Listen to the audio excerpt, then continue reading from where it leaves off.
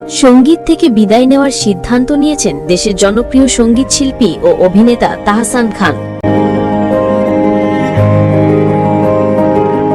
এই খবরে যখন ভক্তদের হৃদয় ভাঙছে, ঠিক সেই মুহূর্তে সামাজিক মাধ্যমে গড়ছে আরো চাঞ্চল্যকর তথ্য। অনেকে দাবি ধর্মচর্চায় মনোযোগী হওয়ার কারণে এই সিদ্ধান্ত নিয়েছেন তিনি। তবে কি সত্যিই গান ছেড়ে ধর্মের পথে হাঁটছেন তাহসান? বিস্তারিত বলছেন মেহেরুন্নেসা খান নাইবা। তাহসান নিজে সাক্ষাৎকারে বলছেন এটিএন নিউজে, আমি খুব একটা রিলিজিয়াস আগে ছিলাম না, বাট এখন প্র্যাকটিসিং মুসলিম। কিন্তু আগে থেকে যেটা হয়েছে যে আগের থেকেও এই ব্যাপারটা ছিল যে I use to believe divine plan. আমি দেখেছি যে মানুষ যা প্ল্যান করে তা হয় না। তাহসান বলেন, না মানে যা হওয়ার সেটা হয়ে গেছে।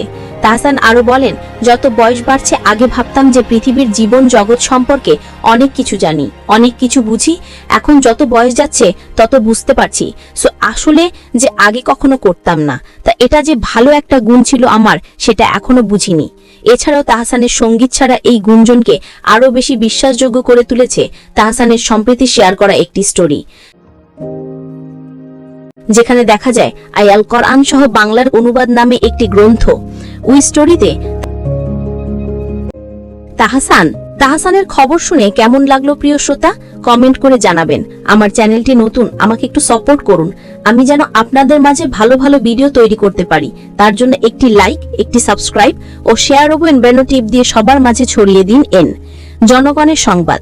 সবাই ভালো থাকবেন, সুস্থ থাকবেন। আল্লাহ হাফেজ।